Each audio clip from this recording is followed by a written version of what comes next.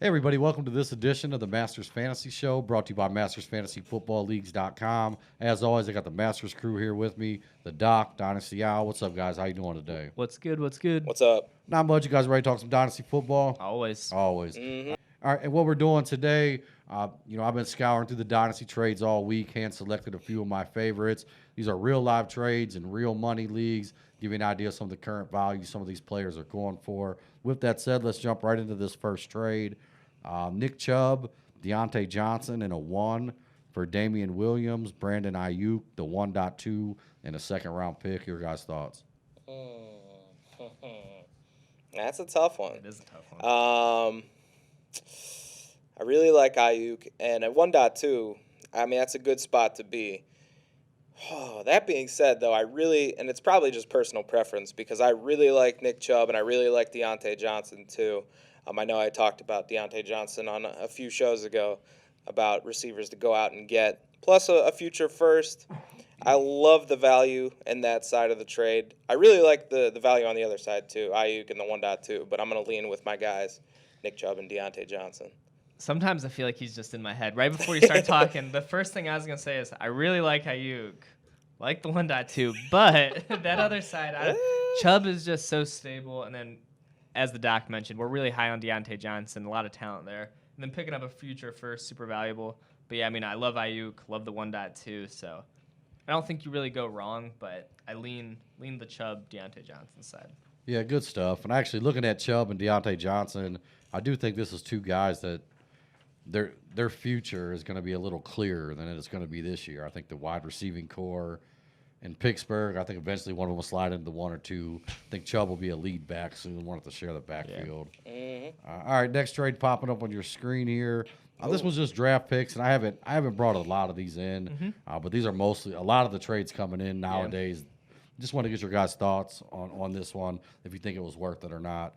So we got the 1.10, 1.12, 2.4, 2.12, and a future 3 for the 1.4. I'll leave this one to you guys. Well, I mean, it kind of depends where you're at as a franchise, really. I think if the guy that's given up 1.4 to get all these picks is in a spot where, one player is not really going to do anything for him, yeah, obviously the caliber is going to be a lot better. But if you really are in rebuild mode and you need a bunch of picks, I think this is a pretty good haul. And I feel like you have to have a lot of confidence in the draft, too. So coming in, I mean, if you like some of the guys that you think you can get around 1.10, 1.12, I mean, I think the trade makes a lot of sense. Yeah, I think, in terms of value, very even, just kind of personal preference of what you're looking for. Mm-hmm. To me in this draft, though, I think 1.4 is kind of sneaky good because, yeah, obviously every year we've got the running backs and receivers, but this year with Kyle Pitts and Trevor Lawrence, I mean, those are two different positions that you could potentially get, a franchise difference maker at the 1.4. Very likely that those guys are there, as people probably go, Jamar Chase, Najee Harris with the first couple of picks. So I think the 1.4 has a little more value than most years, just because that's kind of like almost an X factor pick. But in general, I think pretty even value for the haul of picks received.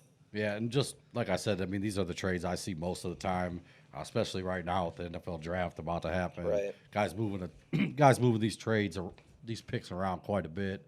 Next trade popping up on your screen. It's actually a double header here. We got Cam Akers for Melvin Gordon and a 1, and then Alvin Kamara for the 1.7 for Justin Jefferson and the 1.5. So the first trade, so we're going to break them down both? Yeah. All right. So the first trade, I'm going to take Cam Akers. I like Melvin Gordon, but I just don't think there's that much gas in the tank, and I like Cam Akers more than Gordon in the future first. On the other side, I think I'm going to go with Justin Jefferson, the 1.5. I love Kamara, but I think Jefferson straight up might have more value in Dynasty, just being the young receiver that he is, and then to get a slight upgrade in picks as well. Hard for me to take the other side there. All right, good stuff. Going to move on to the next trade here. We got Kyler Murray in the 2.5 for Cam Newton in the 1.4. I guess my question on this trade when I put it on there was, Kyler Murray or the 1.4 this year?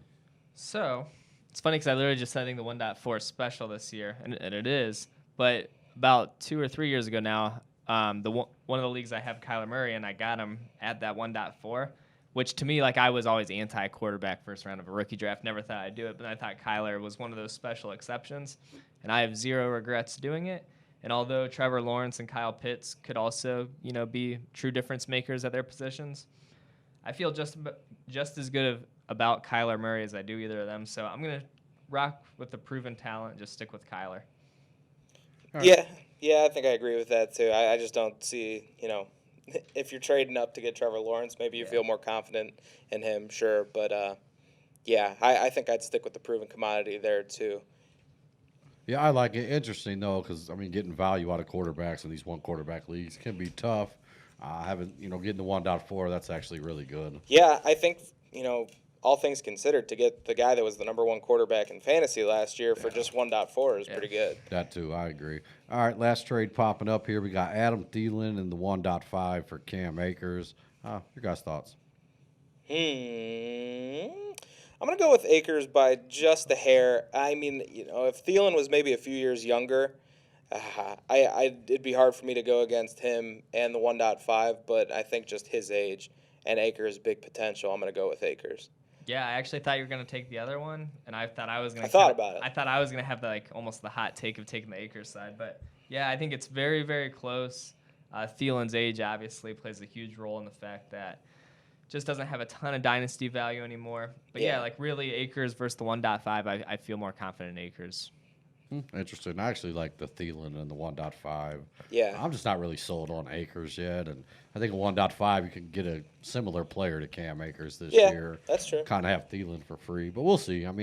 The hype on Cam Akers it's becoming unreal lately. Yeah. That is very true. One of the most traded players over the last couple weeks for sure. All right, guys, that's going to wrap up this edition.